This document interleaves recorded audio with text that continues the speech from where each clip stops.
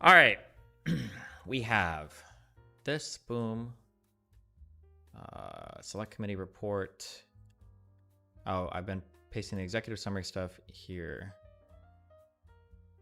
In the J6 stuff here. Okay, that's fine. Neither the intelligence community nor law enforcement obtained intelligence in advance of January 6th on the full extent of the ongoing planning by President Trump, John Eastman, Rudolph Giuliani, and their associates to overturn the certified election results. Such agencies apparently did not and potentially could not anticipate the provocation President Trump would offer the crowd in his ellipse speech, that President Trump would spontaneously instruct the crowd to march to the Capitol, that President Trump would exacerbate the violent riot by sending his 2:24 p.m. tweet condemning Vice President Pence, nor the full scale of the violence and lawlessness that would ensue. Nor did law enforcement anticipate that President Trump would refuse to direct his supporters to leave the Capitol once violence began.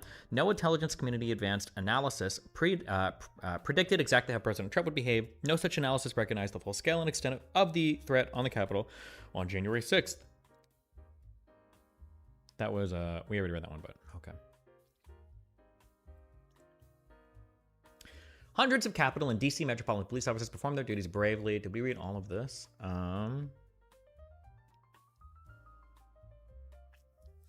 President Trump had authority and responsibility to direct. Oh, we did. We read all of these, I think. Okay. This report begins with a factual overview framing each of these conclusions and summarizing what our investigation found. That overview is in turn supported by 8 chapters identifying the very specific evidence of each of the principal elements of President Trump's multi-part plan to overturn the election, along with evidence regarding intelligence gathered before January 6th and security shortfalls that day. Oh, okay. So we might be able to just read the executive summary then, because I think this is about, like 150 pages or something? And then if we really want to gather more evidence, yeah.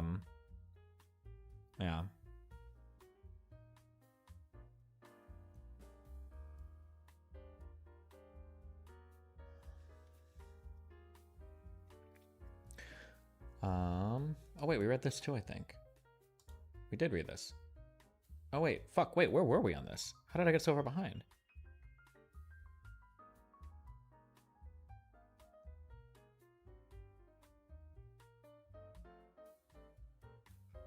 Okay. In the committee's hearing, we presented evidence of what ultimately became a multi-part plan to overturn the 2020 presidential election. That evidence has led to an overriding and straightforward conclusion. The central cause of January 6th was one man, former President Donald Trump, who many others followed. None of the events of January 6th would have happened without him. Okay, the big lie. I think this is where we were. Okay.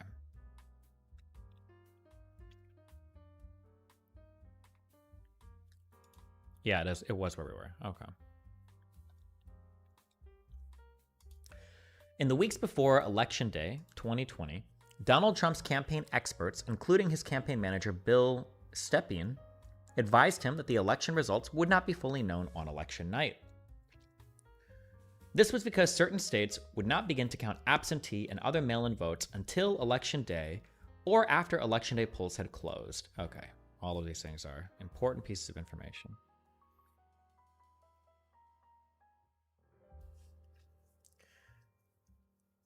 Because Republican voters tend to vote in greater numbers on Election Day, and Democrat voters tend to vote in greater numbers in advance of Election Day, it was widely anticipated that Donald Trump could initially appear to have a lead, but that the continued counting of mail-in, absentee, and other votes beginning election night would erode and could overcome that perceived lead. Thus, as President Trump's campaign manager cautioned, understanding the results of the 2020 election would be a lengthy process, and an initial appearance of a Trump lead could be a red mirage. This was not unique to the 2020 election. Similar scenarios had played out in prior elections as well. Prior to the 2020 election, Donald Trump's campaign manager, Bill how do I pronounce this guy's name? Is it Stepien? Stepien?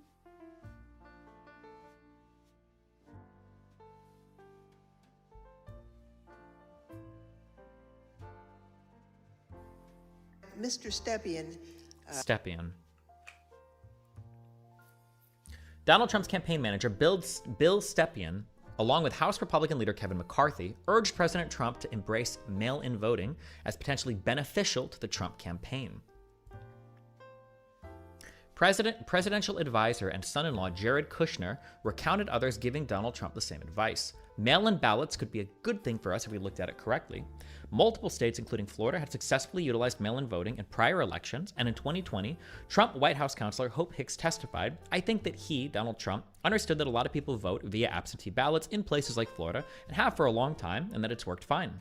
Donald Trump won in numerous states that allowed no excuse absentee voting in 2020, including Alaska, Florida, Idaho, Iowa, Kansas, Montana, North Carolina, North Dakota, Ohio, Oklahoma, South Dakota, and Wyoming. That's a pretty important point.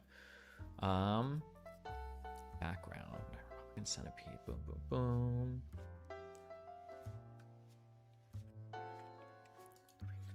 Campaign.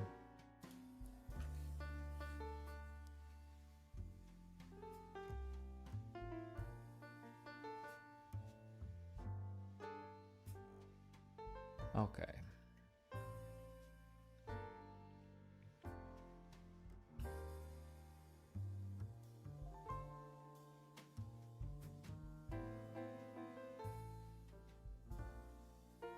Boom, boom. Oh, here, have.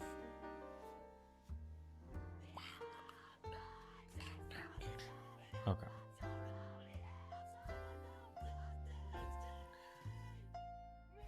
Donald Trump won in states. That's important. Okay.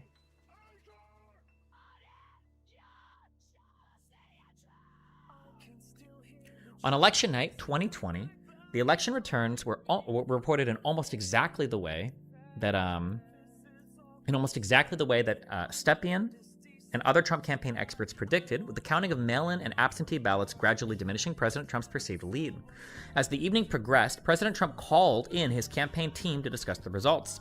Stepien and other campaign experts advised him that the results of the election could not be known for some time, and that he could not truthfully declare a victory. It was far too early to be making any calls like that. Ballots were still being counted. Ballots were still going to be counted for days. Love you, big bro. Go get you a double steak burrito on God. Thank you, Chipotle, for the support. I appreciate it. Campaign senior advisor Jason Miller told the select committee that he argued against declaring victory at that time as well because it was too early to say one way or the other who had won.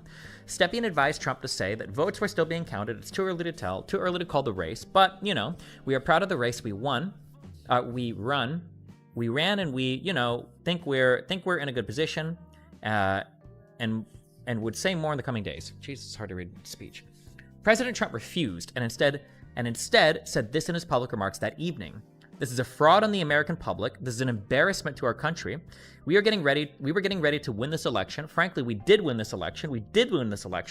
We want all voting to stop. And on the morning of November 5th, he tweeted, "Stop the count."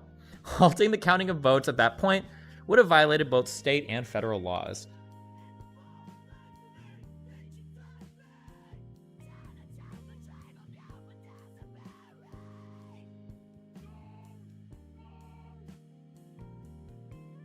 Stop the count, guys.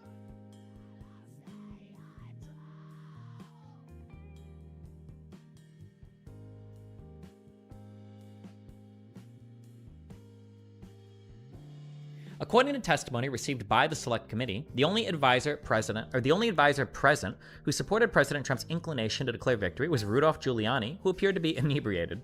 President Trump's Attorney General William Barr, who had earlier left the election night gathering, perceived the president's statement this way.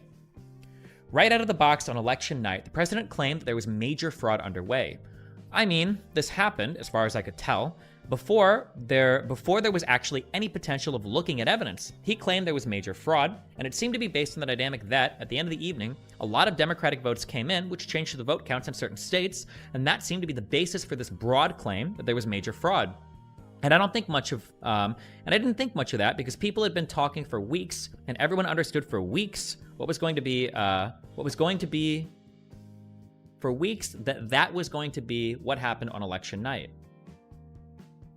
Something that was kind of interesting was, I don't know if anybody has the video, but I remember Bernie Sanders was literally on a news station, and I think he actually literally called out the states and everything verbatim, where he's like, yeah, it might look like things are going one way, but as mail-in votes come in from Pennsylvania, and he named 2 or 3 other states that exactly what it was. Yeah, but it wasn't because Bernie was some psychic, super prescient. Man, it was just like really obvious. Like everybody knew what was gonna happen because it was known. Yeah.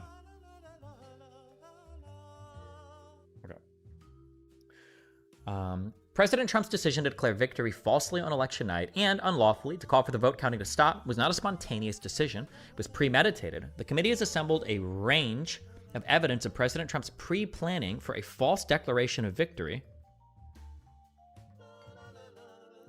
This includes written communications on October 31st and November 3rd, 2020 to the White House by Judicial Watch President Tom Fitton. This evidence demonstrates that Fitton, right, was in direct contact with President Trump and understood that President Trump would falsely declare victory on election night and call for vote counting to stop. The evidence also includes an audio recording of President Trump's advisor, Steve Bannon, who said this on October 31st, 2020 to a group of his associates from China. Fuck, where's Pisco? I want to know if that federal case, about Trump trying to defraud the American public is including stuff that came out of this commission. I'm so curious. And what Trump's going to do is just declare victory, right? He's going to declare victory, but that doesn't mean he's a winner. He's just going to say he's a winner. The Democrats, more of our people vote early, that count. The Democrats, more of our people vote early that count. Theirs vote in mail. And so they're going to have a natural disadvantage, and Trump's going to take advantage of it. That's our strategy. He's going to declare himself a winner. So when you wake up Wednesday morning, it's going to be a firestorm. Also, if Trump is losing by 10 or 11 o'clock at night, it's going to be even crazier. No, because he's going to sit right there and say, they stole it. I'm directing the Attorney General to shut down all ballot places in all 50 states. It's going to be, no, he's not going out easy. If Biden's winning, Trump is going to do some crazy shit.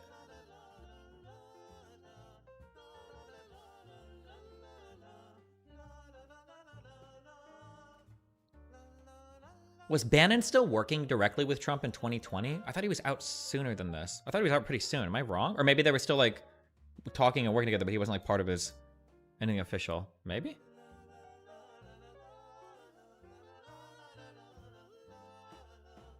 Officially or unofficially? Yeah, true.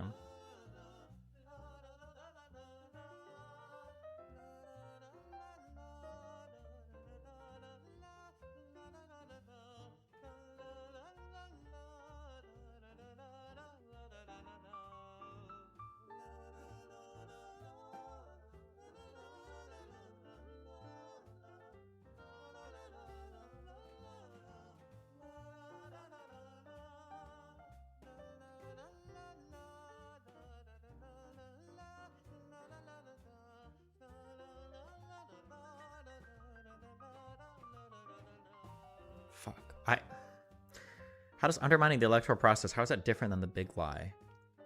I feel like the big lie is very particularly like oriented around January 6th. What's your personal opinion how the criminal cases against Trump will likely rule? My guess is he's going to be guilty in all four. It would be crazy if people brought weak case, except for maybe that stupid New York one. So 3 of them.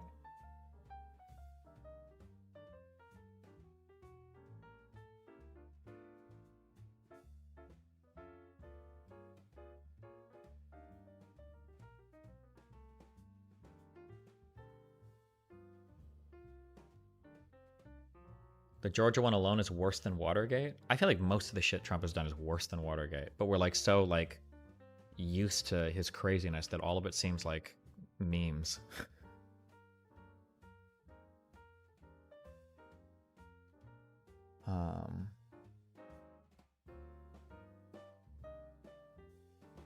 What is the stupid New York one? It has to do with misappropriating funds, but like because if he misreported the bribe that he gave to Cohen or whatever. It's just I feel like if you're gonna like charge an ex-president of the United States with some crimes, it needs to be some real shit. But I don't know.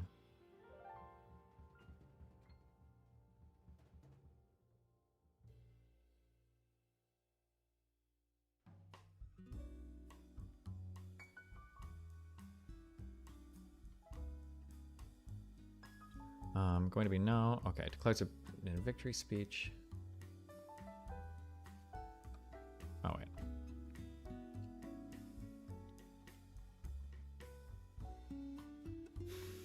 Roger Stone. I really do suspect it'll still be up in the air. When that happens, the key thing to do is claim victory. Possession is 9/10 of the law. No, we won. Fuck you. Sorry, over. We won. You're wrong. Fuck you. On election day, Vice President's staff, including his chief of staff and counsel, became concerned that President Trump might falsely claim victory that evening. The Vice President's counsel, Greg Jacob, testified about their concern that the Vice President might be asked improperly to echo such a false statement. Jacob drafted a memorandum with this specific recommendation. It is essential that the Vice President not be perceived by the public as having decided questions concerning disputed electoral votes prior to the full development of all relevant facts.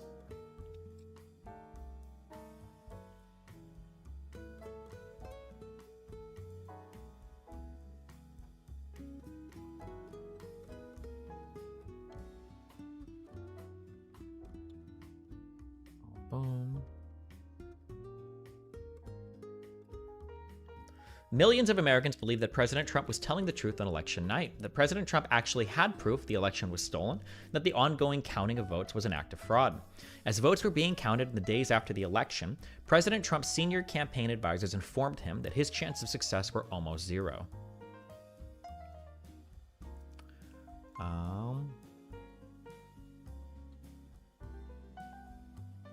Let's see. Trump has knowingly spread false information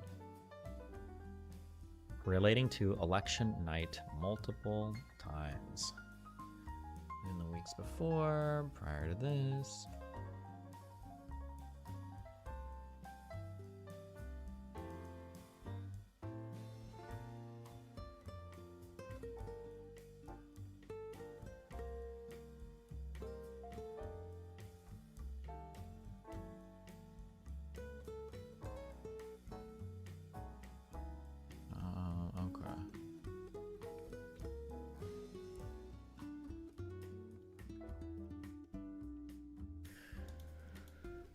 Millions of Americans believe that President Trump's telling the truth. Okay. Former Trump campaign manager Bill Stepien testified that he'd come to this conclusion by November 7th and told President Trump, "Committee staff, what was your view on the state of the election at that point?" Stepien, very, very, very bleak. We told him, the group that went over there outlined, my belief and the chances for success at this point. And then we pegged that at, maybe 5, maybe 10% based on recounts that either were automatically initiated or could be initiated based on, realistic legal challenges. Not all the legal challenges that eventually were pursued, but, it was, my belief that it was a very, very 5 to 10% is not a very good optimistic outlook.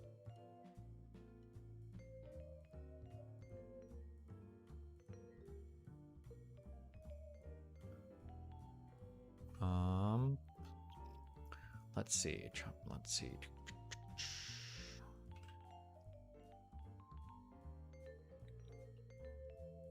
This was on election night. Let's see, very, very, very bleak on election night. Yes. Trump campaign senior advisor Jason Miller testified to the committee about this exchange. Miller, I was in the Oval Office, and at some point in the conversation, Matt Okowski, who was the lead data person, was brought on, and I remember he delivered to the president in pretty blunt terms that he was going to lose.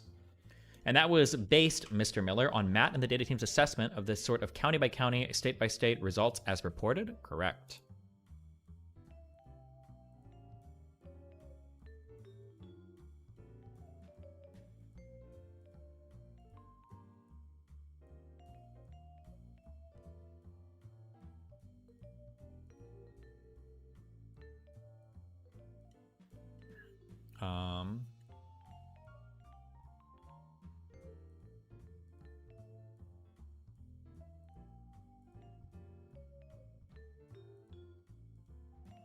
Why do you think younger viewers like to watch politics? I feel like it would definitely be the millennials. Probably social groups. Like you can still be in strong social groups that have strong political leanings that you need to be aware of to be a part of the social groups. In one of the Select Committee's hearings, former Fox News political editor Chris Steyerwalt was asked what the chance President Trump had of winning the election after November 7th. When the votes were tallied and every news organization had called the race for now, President Biden, his response, none. Oh.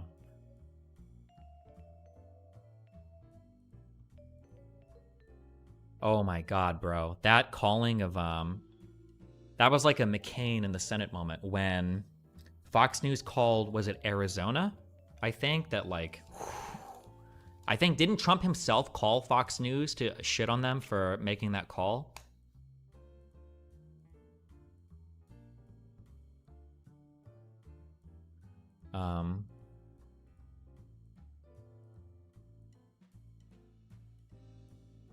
Jesus. He called into Fox and Friends? No, I think it was the night of when they called that election. Yeah. Do you hold that Trump might have lost due to being anti-mail-in voting? I think if he would have embraced it more, I think he could have won. I think so. I really do. Because remember, the vote margins were pretty slim, like around 10 to 20,000 in some of these states that he lost. Like, it was really slim. But he was so heavily against mail-in voting for no good reason. I wonder how many Republicans were discouraged from engaging with it. Yeah, super stupid.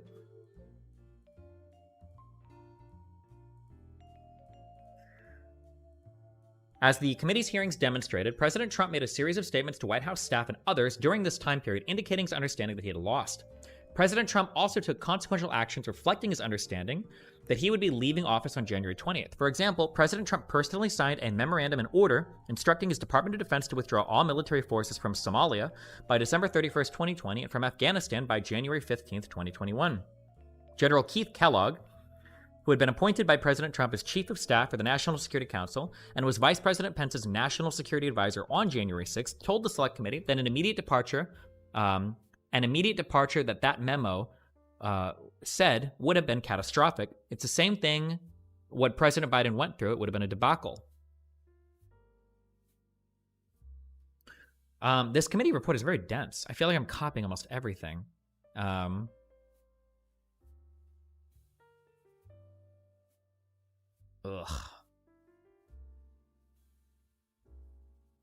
Statements to White House staff and others during this time period indicating understanding that he lost. This was afterwards.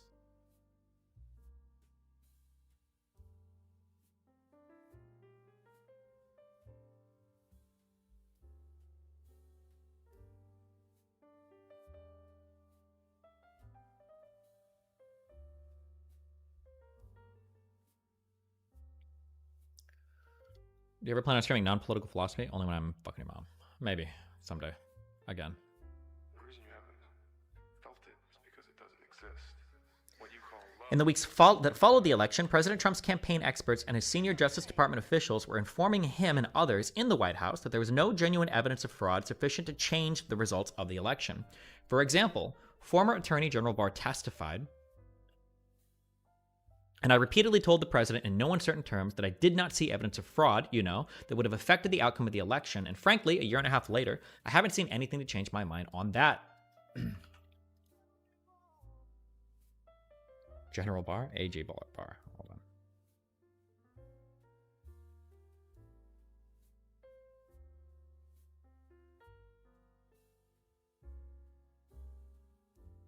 Wait.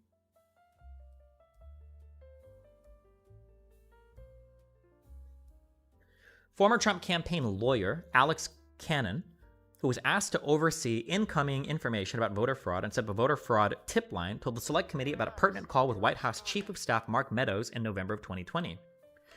So I remember a call with Mr. Meadows where Mr. Meadows was asking me what I was finding and if I was finding anything, and I remember sharing with him that we weren't finding anything that would be sufficient to change the results in any of the key states. When was the conversation? Probably in November, mid to late November. And what was Mr. Meadows' reaction to that information? So there's no, I believe the words he used were, so there is no there there. So there is no there there. What? Okay. President Trump's campaign manager Bill Stepien recalled that President Trump was being told wild allegations and that it was the campaign's job to track the allegations down. There is no there. Oh, okay. It's an idiom. Gotcha. You're born alone and you die alone, and this world just drops a bunch of rules on top. Committee staff, you said that you were very confident that you were telling the president the truth in your dealings with him. Whoops. And had your team been able to verify any of these allegations of fraud, would you have reported these to the president? Sure. Did you ever have to report that? One of my frustrations would be that, people would throw out, these reports, these allegations, these things that they heard or saw in a state, and they tell President Trump, and it would be the campaign's job to track down the information, the facts, and President Trump, if someone's saying, hey, all these votes aren't counted or were miscounted, if you're down in a state like Arizona, you liked hearing that. It would be our job to track it down and come up dry because the allegations didn't prove to be true. And we'd have to, relay the news that, yeah, that tip that someone told you about those votes or fraud or, nothing came of it. We got a big enjoyer here. That would be our job as, the truth-telling squad. And, not a fun job to be, much. It's an easier job to be telling the president about, wild allegations. It's a harsher job to be telling him on the back end that, yeah, that wasn't true. How did he react to those types of conversations where you told him that that an allegation or another wasn't true? Usually he had pretty clear eyes. Like, he understood, we told him where we thought the race was, and I think he was pretty realistic from our viewpoint, in agreement with our viewpoint of kind of the forecast and the uphill climb we thought he had.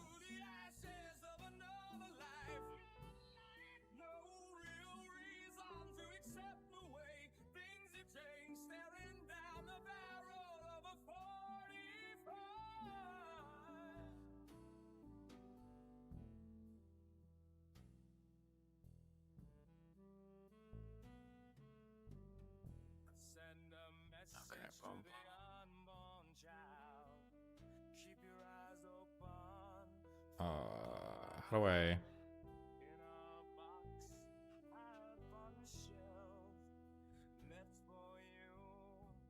How nervous do you think this guy was? Who the fuck knows?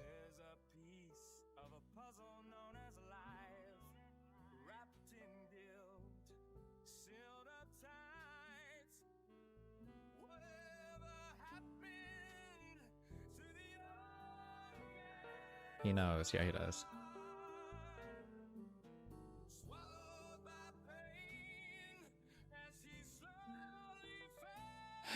Exchange between a staff and a step. Yeah, alright, whatever.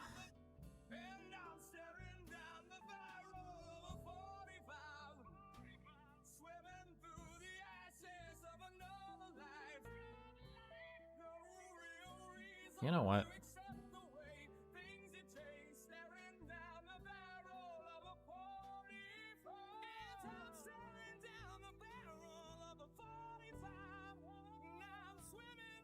You're gonna respond to these Britney allegations.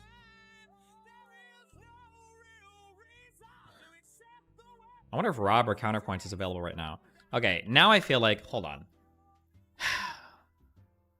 I didn't realize how dense that all of this was gonna be. I've been blackpilled on fucking media and like being very scant in like evidence for shit they were saying. But this is way denser than I thought it would be. We're only on page 40. This seems like pretty open and shut. I'm really curious what the, anybody that's have even a glancing familiarity with any of this stuff, I'm so curious what the arguments are. Because now I feel like I'm going to read this. I'm going to know basically every single thing being said. And it's going to be, like, overwhelming. Trump campaign senior advisor Jason Miller told the committee that he informed President Trump several times that specific to election day fraud and irregularities, there were not enough to overturn the election.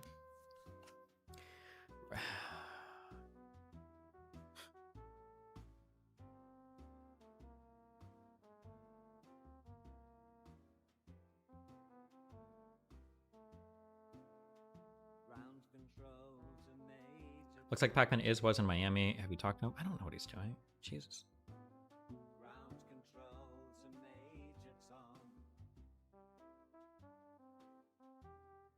Vice President Pence has also said publicly that he told President Trump there was no basis to allege that the elections were stolen, that the election was stolen. When a reporter recently asked, did you ever point blank say to the president that we lost the election? Pence responded, I did, many times. Pence has also explained there was never evidence of widespread fraud. I don't believe fraud changed the outcome of the election, but the president and the campaign had every right to have those examined in court. But I told the president that once these legal challenges played out, he should simply accept the outcome of the election and move on.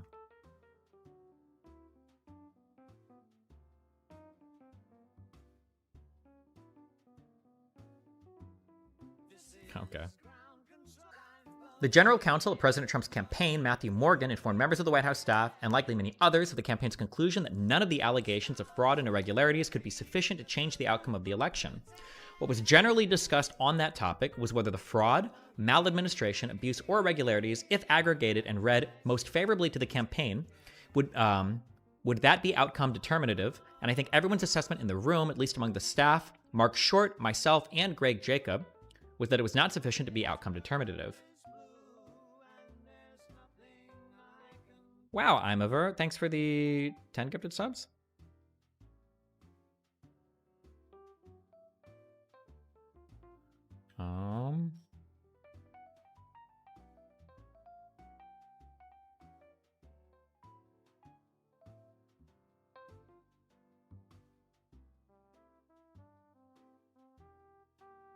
In a meeting on November 23rd, Barr told President Trump that the Justice Department was doing its duty by investigating every fraud allegation if it's specific, credible, and could have affected the outcome, but that they're just not meritorious, they're not panning out. Hey, didn't Destiny say this on stream yesterday? Or the day before? Barr then told the Associated Press on December 1st that the department had not seen fraud on a scale that could have affected a different outcome in the election. Next, he reiterated this point in private meetings with the president both that afternoon and on December 14th, as well as in his final press conference as Attorney General later that month. The Department of Homeland Security had reached a similar determination 2 weeks earlier. There was no evidence that any voting system deleted or lost votes, changed votes, or was in any way compromised. In addition, multiple other high-ranking Justice Department personnel appointed by President Trump also informed him repeatedly that the allegations were false. As January 6 drew closer, Acting Attorney General Rosen and Acting Deputy Attorney General Donahue had calls with President Trump on almost a daily basis explaining in detail what the department's investigation showed. Acting Deputy Attorney General Richard Donahue told the Select Committee that he and Acting Attorney General Rosen tried to put it in very clear terms to the president, and I said something to the effect of, "Sir, we've done dozens of investigations, hundreds of interviews. The major allegations are not supported by the evidence developed. We've looked in Georgia, Pennsylvania, Michigan, Nevada. We're doing our job." On December 31st, Donahue recalls telling the president that people keep telling you these things and they turn out not to be true. And then on January 3rd, Donahue reiterated this point with the president. As in previous conversations, we would say to him, we checked that out and there's nothing to it. Acting Attorney General Rosen testified before the Select Committee that the common element of all of his communications with President Trump was President Trump urging the department to find widespread fraud that did not actually exist. None of the department's investigations identified any genuine fraud sufficient to impact the election outcome. During my tenure as the Acting Attorney General, which began on December 24th of 2020, the Department of Justice maintained the position publicly announced by former Attorney General William Barr that the department had been presented with no evidence of widespread voter fraud and a scale sufficient to change the outcome of the 2020 election. As President Trump was hearing from his campaign and his Justice Department that the allegations of widespread fraud were not supported by the evidence, his White House legal staff also reached the same conclusions and agreed specifically with what Barr told President Trump. Both White House counsel Pat Cipollone, right? And White House senior advisor Eric Hirschman reinforced to President Trump that the Justice Department was doing its duty to investigate allegations of supposed voter fraud. Cipollone told the Select Committee that he had seen no evidence of massive fraud in the election and that he forcefully made this point over and over again. For example, during a late-night group meeting with President Trump on December 18th, at which he and Hirschman urged Trump not to heed the advice of several election conspiracists at the meeting. I wonder if Alex Jones is ever brought up in any of these. Cipollone. They didn't think that we were, another guy, another guy that knows a lot. They didn't think we believed this, that there had been massive fraud in the election, and the reason they didn't think we believed it is because we didn't, committee staff. And you articulated that forcefully to them during the meeting? I did, yeah. I had seen no evidence of massive fraud in the election. At some point, you have to deliver with the evidence. And just to go back to what Barr said, he had not seen and I was not aware of any evidence of fraud to the extent that it would change the results of the election. That was made clear to them, over and over again.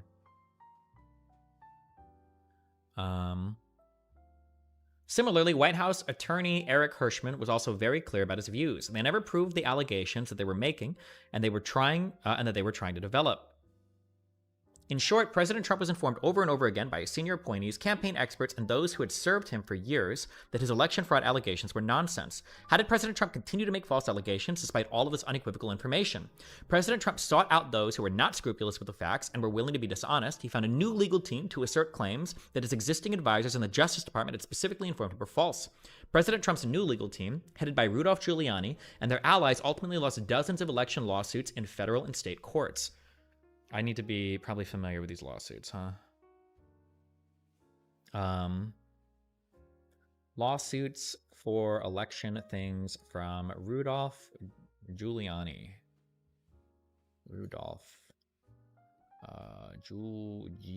Giuliani.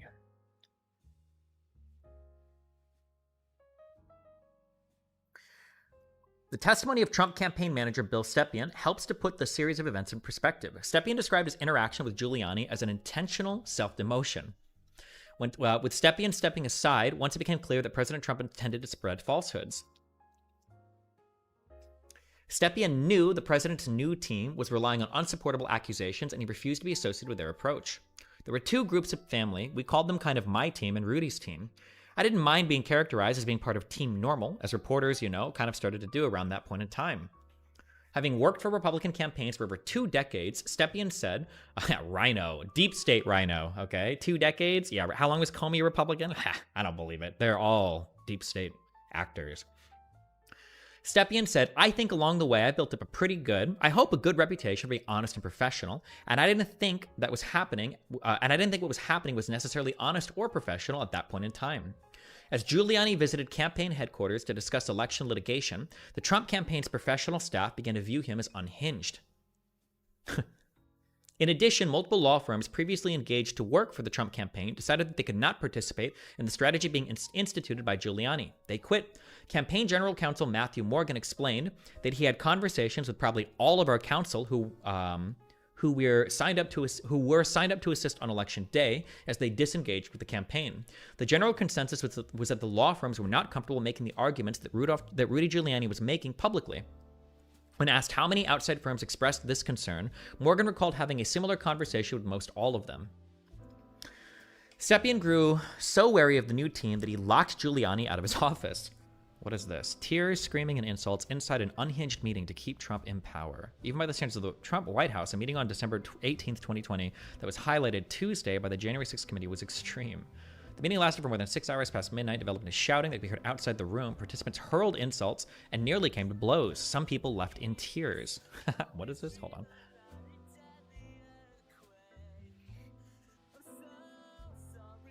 Details of the meeting have been reported before, including by the New York Times and Axios, but at a public hearing on Tuesday of the January 6th committee, participants in the mayhem offered a series of jolting new details of the meeting between Mr. Trump and rival factions of advisors. It got to the point where the screaming was completely out of there. Eric Hirschman, a White House lawyer, told the committee in videotaped testimony. I mean, you got people walking in, it was late at night, it had been a long day, and what they were proposing, I thought it was nuts. The proposal to have the president direct the Secretary of Defense to seize voting machines to examine for fraud, and also to appoint a special counsel to potentially charge people with crimes, had been hatched by 3 outside advisors. This is Team Normal and then Team Abnormal. Gotcha. Sidney Powell, a former lawyer for Mr. Trump's campaign, Sidney Powell, a former lawyer for Mr. Trump's campaign who promoted conspiracy theories about a Venezuelan plot to rig the voting machines, Michael T. Flynn, the national security advisor Mr. Trump fired in his first weeks in office, and Patrick Byrne, right? The former chief executive of Overstock.com. All right, we got our crack team together. On the other side were Pat A. Cipollone, the White House counsel, Mr. Hirschman, and Derek Lyons, the White House staff secretary. The arguing began soon after Miss Powell and her 2 companions were led into the White House by a junior aide and wandered to the Oval Office without an appointment. They were there alone with Mr. Trump for about 15 minutes before other officials were alerted to their presence. Mr. Cipollone recounted receiving an urgent call from a staff member to get to the Oval Office. I opened the door and I walked in. I saw General Flynn, he said in a videotaped interview the committee played at the hearing on Tuesday. I saw Sidney Powell sitting there, was not happy to see the people who were in the Oval Office. Asked to explain why, Mr. Cipollone said, first of all, the Overstock person I've never met, I never knew who this guy was. The first thing he did, Mr. Cipollone said, was say to Mr. Byrne, who are you? And he told me, Mr. Cipollone said, I don't think any of these people providing the president with good advice. Mr. Lyons and Mr. Hirschman joined the group. It was not a casual meeting. Mr. Lyons told the committee in videotaped testimony, at times there were people shouting at each other, hurling insults at each other. It wasn't just sort of people sitting around on a couch like chit-chatting. Ms. Powell, in her videotaped interview, described Mr. Trump as very interested in hearing what she and her two cohorts had to say, things that apparently nobody else had bothered to inform him of. Mr. Hirschman said that he was flabbergasted by what he was hearing. And I was asking, like, are you claiming the Democrats were working with Hugo Chavez, Venezuelans, and whomever else? And at one point, General Flynn took out a diagram that supposedly showed IP addresses all over the world and who was communicating with whom via the machines, and some comment about, like, Nest thermostats being hooked up to the internet. When the White House officials pointed out to Ms. Powell that she had lost dozens of lawsuits challenging the results of the 2020 election, she replied, well, the judges are corrupt. I'm like, everyone? Mr. Hirschman testified. Every single case that you've done in the country that you guys lost, every one of them is corrupt, even the ones we appointed? Ms. Powell testified that Mr. Trump's White House advisors showed nothing but contempt and disdain for the president. The plan, the White House advisors learned, was for Ms. Powell to become the special counsel. This did not go over well. I don't think Sidney Powell would say that I thought it was a good idea to appoint her to special counsel, Mr. Cipollone testified. I didn't think she should be appointed anything. Mr. Cipollone also testified that he was alarmed by the insistence of Ms. Powell and the others that there had been election fraud when there was no evidence. When other people kept suggesting that there was, the answer is, what is it? At some point, you have to put up or shut up. That was my view. Wait, fuck, I forgot who it was. It was either Irk or Gisticle. Somebody floated the idea to me on Discord that when we were studying the history of Israel-Palestine, that sometimes it felt like the democracy in Israel was failing in places where the military was actually like succeeding in maintaining like good standing in the country. That like the militaristic parts that were free from the kind of like the democratic pressures were probably making better choices for Israel and the entire Middle East rather than like relying on just the democratically elected people. And that was kind of like an irony, I guess, there. Something I think that's interesting looking at a lot of the Trump stuff is sometimes some of the people that are pushing back or being like the most ardently supportive of democracy are sometimes the like appointed people, which I think is kind of interesting, right? That like Trump is unhinged and the people that he's bringing with him are unhinged, but these people that have been working with the White House for so long or whatever are like the rail guards, I guess you would say, on democracy are more steadfast by those people who don't have the same electoral pressures. That I think is a little interesting.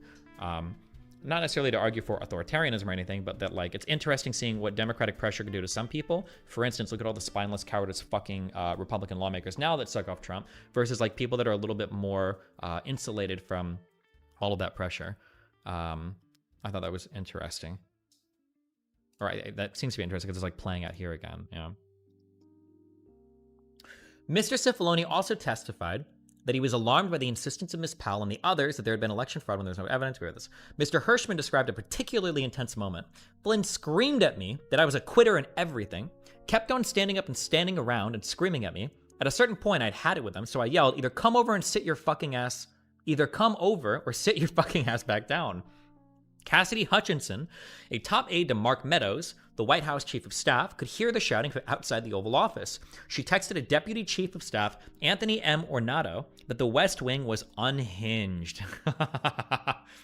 Jesus.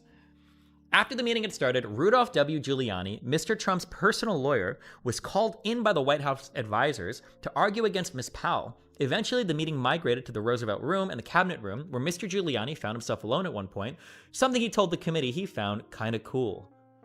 Finally, the group ended up in the White House residence.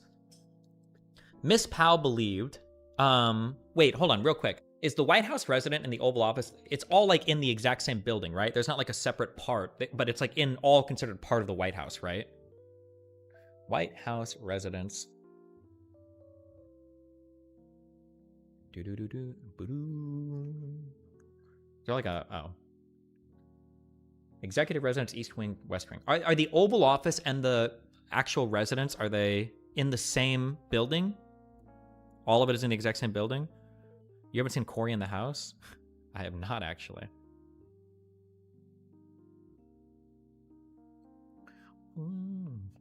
Okay.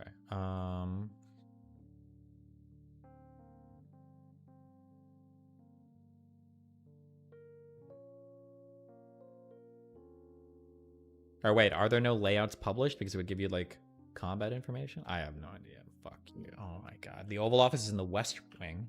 Oh. The executive residence is the northern facade of the column.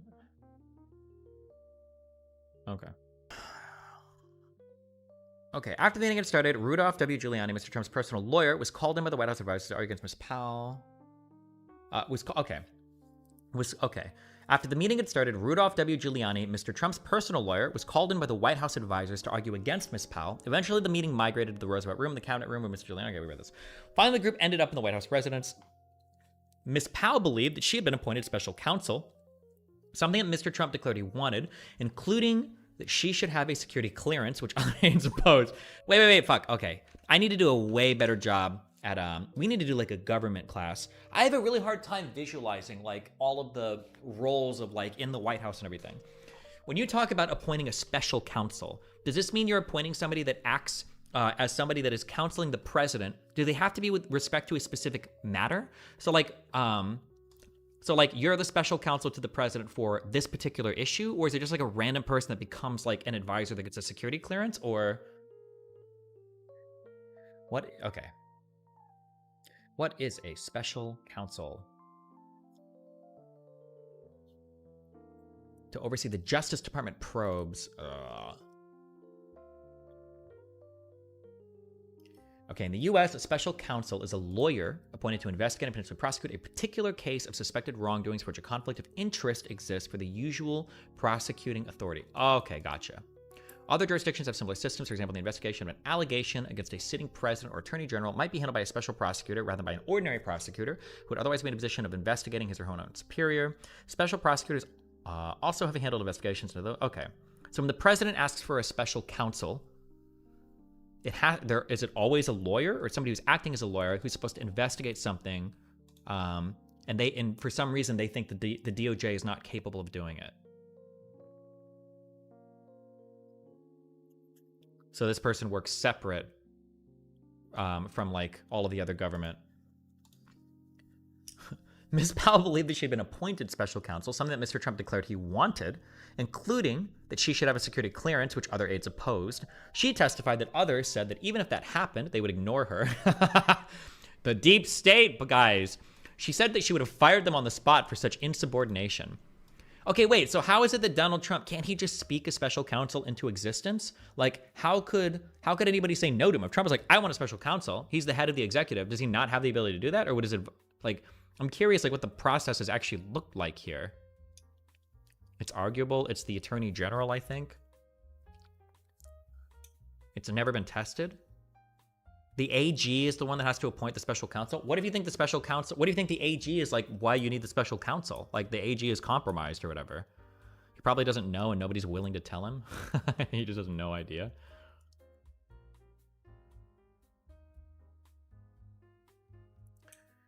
Ms. Powell believed that she had been appointed special counsel, something that Mr. Trump declared he wanted, including that she should have a security clearance. Okay. Mr. Trump, she said, told her something to the effect of, you see what I deal with? I deal with this all the time. Eventually, Mr. Trump backed down and rejected the outside advisor's proposal, but early the next morning, December 19th, he posted to Twitter urging his supporters to arrive at the Capitol on January 6th, the day that a joint session of Congress was set to certify the Electoral College results. Be there, will be wild, he wrote. Jesus. Stepien grew so wary of the new team that he locked Giuliani out of his office. Committee staff, yeah, I'm getting the sense from listening to you here for a few hours that you sort of chose to pull back and that you were uncomfortable with what Mr. Giuliani and others were saying and doing, and therefore you were purposefully stepping back from a day-to-day role as the leader of the campaign. Is that, I don't want to put words in your mouth, is that accurate? That's a lot of words to not put words in your mouth, but okay. Do you think Trump will win the Iowa caucus, or will Haley DeSantis pull off the upset? I haven't looked into it enough. I can't give you a good, thing. That's accurate. That's accurate. You know, I had my assistant. It was a big glass kind of wall office in our headquarters, and I had my assistant lock my door. I told her, don't let anyone in. You know, I'll be around when I need to be around. You know, tell me what I need to know. Tell me what's going on here, but you know, you're going to see less of me. Okay, Stepien, I hope that when you read the transcripts back, you fix your fucking you know thing. You ever set up a KVM switch yet? No, fuck off.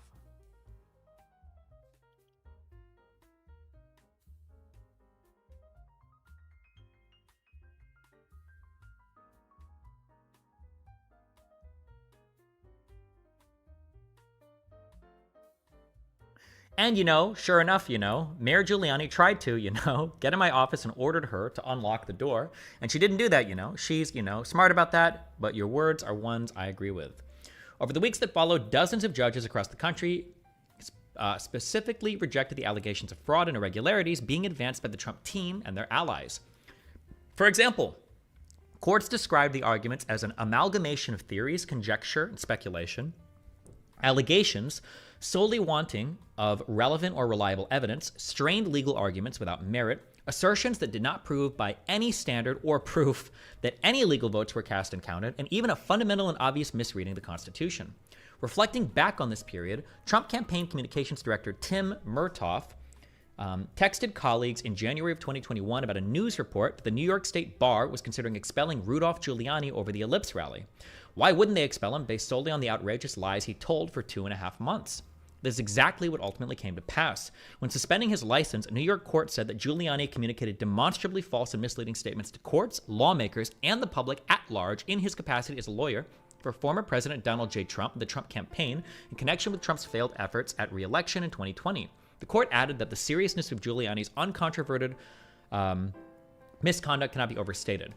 Real quick, if your bar license, if you're unlicensed or suspended in one state, are you able to pass the bar and get a license in another state? Or will most bars or all bars look at you and say, fuck you, like you're not allowed to do these? Or you're not even allowed to take this test, or we're not going to issue a license to you?